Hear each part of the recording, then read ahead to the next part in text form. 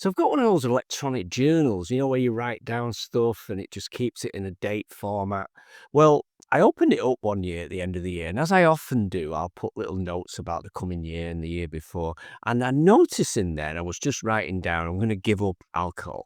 Now, alcohol wasn't a problem for me, but I'm type 1 diabetic, and it never really worked for me. It was always a struggle. So I was going to give up. However, I always look back at the previous years, and I noticed that I had the same thing written in the year before, and the year before that, and the year before that, and the year before that.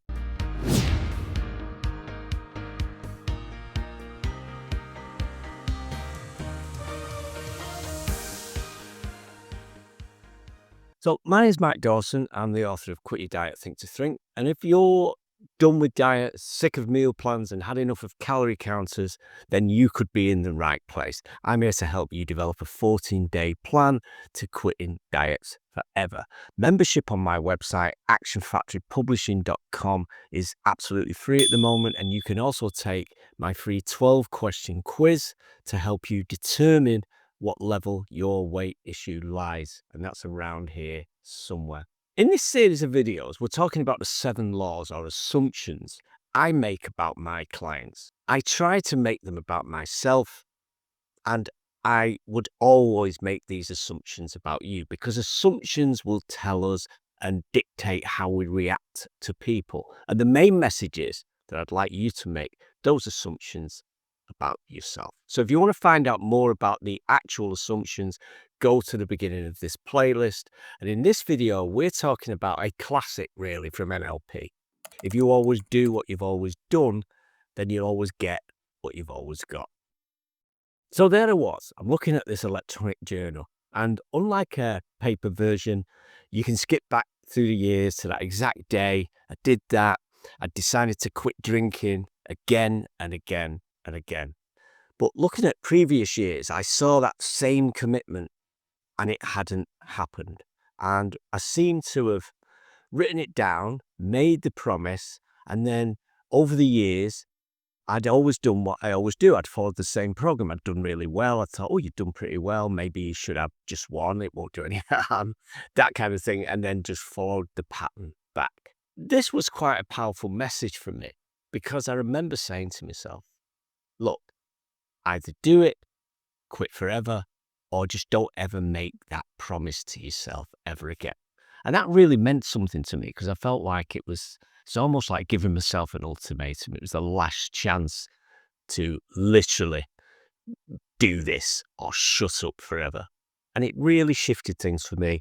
What I've realized is that probably the failures when I tried that change were probably built into the pre-written script, and that script included the failure that was built in somewhere down the line. So it goes like this. You start with a promise and you're going to do it, and after that you follow this predictable pattern that ends in failure. So this time it's going to be different, and then the diet begins, new rules, new routines, new promises, and new failures, because that's part of the pattern. The part we don't often admit is that deep down, buried in the folds of that program, is this expectation that will eventually fail. And that reminds me of, if you've always do what you've always done, you'll always get what you've always got. If we think about it, everything that surrounds our life and mine is because of a series of decisions, personality traits, and programming. And there's a principle in psychology called pattern repetition compulsion. And it's not a disorder, it's a habit with a memory. We just do what we've always done, not because it's clever or smart, but because it's just familiar. Nowhere are you going to see this more visibly in this modern ritual of starting a new diet, or in my case, giving up the booze. As the first salad, the new water bottle, the motivational quotes on the fridge. But here's this strange twist to it all. For many of us, starting the diet isn't just the first step. It's part of a cycle that's pre-planned, because starting again also means failing again, because that's what we always do with the patterns that we follow. It's like pressing play on a movie you've seen 20 times, hoping that this time the ending will be different. What are we really doing to ourselves? Why do smart capable people like you and me keep falling into this same routine, same tools, and we expect the same, a different result. It's almost as if the very decision to start a diet sets in motion this series of events that ends in failure. And I found this fascinating because maybe we are running the same program and we're expecting something different. So there I am. I promised myself to quit. I set about the same routine. I stopped for a while, celebrate how well I've done. And bingo, I'm back. So in the 1940s, there was a psychologist called Carl Dunker. He created this problem solving test. You are given a candle, a book of matches, and a box of thumbtacks. The task is to fix the candle to the wall in such a way that it doesn't drip wax on the table. So people try melting the candle, sticking it to the wall, tacking it, balancing it. No one solved it. That was because they couldn't see the solution. That the box that was holding the tacks could be tacked to the wall and used as a candle holder to hold the candle. So they were way too focused on what the box had been, to imagine it becoming something else. And that's kind of like the version of you or me who starts the diet or quits the booze. Same setup, same beliefs, same self-structure, because that's what the diet version of you knows how to do. But what if the person who starts the diet isn't the person who succeeds at it? And as a therapist, I've seen this again and again. Someone sits across from me, I want to lose weight, I need more control. But which version of that person are we talking to? Because we're speaking often to the person that's already failed, the one who's been here before. What they haven't done is step into the future version of themselves, the one who doesn't try to change anymore because they already have. And in NLP, we use this simple, powerful technique to visualize the future self. And there's also, I think, a version of this in Solution Focused Brief Therapy too. It's called the Miracle Question. And you can find that and a bunch of other free stuff inside the members area. Because if you've got a clear vision of the new you, that one who doesn't drink, not just what they look like, but how they walk, how they shop, who they hang out with, what they do, it's going to be easier to bring that version of you into the room. We don't change the plan.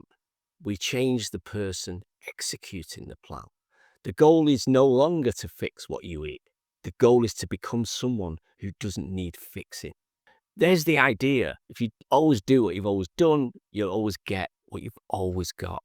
And that includes our mindset, not just a meal plan. Because when you start a diet, you might think you're taking action, but really you could well be just reactivating that old movie. And if the program is the same, the result will be the same. I don't think quitting anything is about willpower. It's about recoding that loop by shifting who you are. So maybe we could think next time you feel that kind of tug, that voice saying, let's do it again. Maybe we could take a moment like I did to look back, look at your mental journal, see that same program playing out again. Instead of pressing play on that same old movie, we do something different, become someone different. That's not a diet, that's a decision. And it's probably the only one worth making. You're probably asking if I gave up alcohol. Well, I saw that journal and I thought it was really life-changing for me because I said to myself, either do it now or don't. And that was actually literally it. That was maybe 4 or 5 years ago. I've never ever touched a drop of alcohol since. I believed that the future me might be the guy who resists alcohol and doesn't have fun, when in fact the opposite has become true. I wouldn't dream of drinking now because of the benefits and the things that I discovered. And they're probably worth saving for another video. But I suppose the message then in this video is that if you're ready to quit diets for good, then we should become a person that doesn't diet. Because if we don't, we'll head into that same old program, and we all know how that ends. So for success, we need a crystal clear picture of that person we're about to leap into. And in my book, we talk about how to do that and how to look at a solution instead of a problem. And the solution doesn't lie with calorie counters, food obsessions, and it lies with those people, the people who don't diet. I enjoyed making this video so much because it kind of illustrates one of the core beliefs I had when writing Quit Your Diet, Think to Shrink. That the tools which have helped people overcome seemingly insurmountable problems can work for weight loss too. So if you spent money and time calorie counting, meal planning, following programs, only to end up back where you started, then maybe it's time to commit 14 days to build a plan to end dieting forever. Membership is free at actionfactorypublishing.com, or you can take my 12-question quiz, quityourdiet.com. It's around here somewhere. There's a link, and find out more about what level your issue is at, and that helps you determine what intervention you should be using to combat that particular weight problem. So it's been great fun talking to you. Thanks for being there. I'm Michael Dawson, the author of Quit Your Diet, Think to Shrink. And if you've got half a second to hit a thumbs up button, that would mean so much to me and everyone else who gets to see this content. I will respond to all your comments down below. In this series, we're talking about the 7 assumptions I make about you and that you should make about yourself. So in the next video, I'm going to be talking about the future you, how you can help yourself in designing that future you as a person. And it's not impossible, because I'm about to explain to you in the next video how you've already done that once, if not twice or 3 times. My name is Michael Dawson, author of Quit Your Diet. Thanks for being there.